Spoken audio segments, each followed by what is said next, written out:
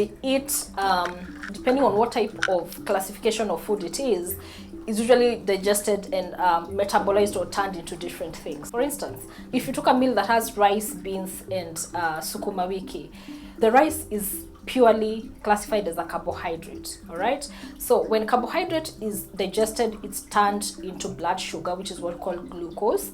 And you know, if there's enough insulin in the system, then that means that the body is able to remove the excess glucose and it goes into storage. All right, but for diabetics, unfortunately, a lot of times the body might not be able to be producing enough insulin to remove the excess amount of glucose, and that is how we end up with either most of the time high blood sugars after meals, or if you did not take enough amounts of carbohydrates, then we end up with low blood sugars postprandial. So postprandial means after meals. All right, and most of the time it's usually measured 2 hours after meals.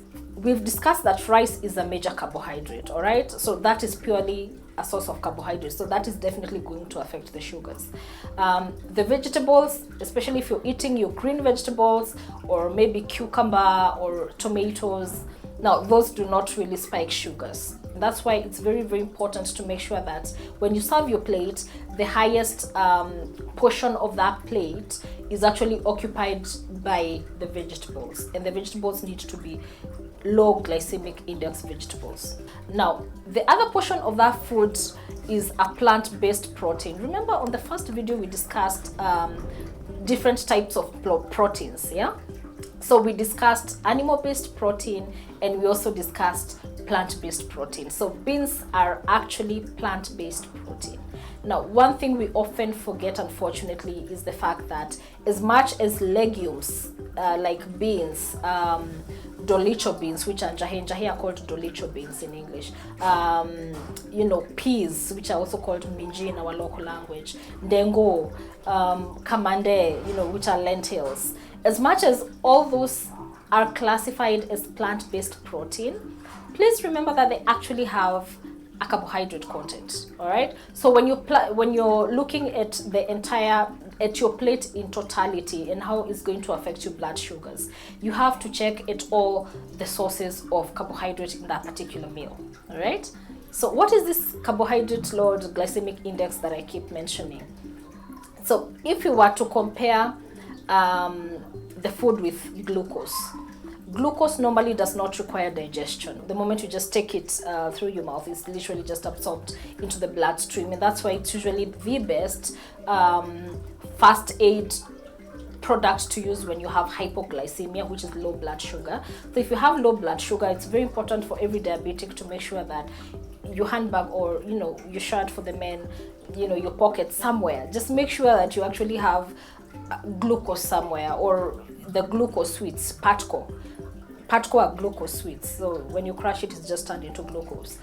It's very important to make sure that you have it because it really increases your sugars very, very fast when you have a hypoglycemia episode, which is a low blood sugar episode. All right, so glucose is assigned a number of 100 on the glycemic index. So the glycemic index is 0 to 100. All right, we have a few foods that have a glycemic index higher than 100, like dates, which, you know, again are usually the best to, especially for the Muslims during the Ramadan season, you know, when you're fasting. Dates are usually the best to open your fast because they quickly, you know, at least increase your sugars, especially if they are too low. So dates have a glycemic index of more than 100, okay? But 100 is usually the maximum that's assigned to food. So it's 0 to 100. So if glucose is 100, what number is assigned to the food you're eating? The closer the number assigned to a particular food is to 100, the faster it will take to digest and be released into the bloodstream, okay? And the closer it is to 0, the slower it will take, and also the longer time it will take for the sugars to be released into the bloodstream. So you need to make sure that you're taking a food whose glycemic index is low, closer to 0, not closer to 100. So if you go back to the meal we've been assessing on this particular video, the rice, beans, and sukuma wiki, which is kale in English. So if that is what you're taking, and maybe there's a cup of tea, and the tea has milk in it, then you have to look at the different sources of carbohydrate in that particular meal. So the rice is going to give you carbohydrate, all right? Beans, we tend to forget a lot that legumes have carbohydrate content. Please don't forget that. If you're eating a plant-based protein, remember it has carbohydrate content. So you always have to reduce the amount of the major carbohydrates that you're taking that particular meal, all right? Again, then we look at, well, the sukuma wiki, the kale, is not really going to spike the sugar. So that's not really going to contribute negatively to the the glycemic index, the glycemic load of that particular meal, all right? But we are taking it with what? A cup of tea. If it's tea with milk, milk has a type of sugar called lactose. Okay, so if you're diabetic and you like tea, please please reduce the amount of tea you're taking, because the lactose in that particular tea is going to also negatively affect your sugars postprandial if you take it with a meal. All right, now if you need to take your cup of tea, and maybe for breakfast you really like your tea, you need to take a cup of tea, but you don't want your breakfast to really negatively affect your sugars. Make sure, like for instance, if you're taking arrowroots, doma, if you're taking a small piece of arrowroots with maybe coleslaw salad. Coleslaw is a mixture of cabbage, carrots. Now if you mix those two, the carrots, that mixture is again going to spike your sugars. So instead, choose a vegetable. Again, by the way, vegetables also have a glycemic index. So check the vegetables out as well, so that you're able to plan better. So choose maybe a green vegetable like amaranth, which is also called terere, or sukuma wiki, the kale, or spinach, or managu, something that will not really, the greens normally most of the time do not really spike sugars.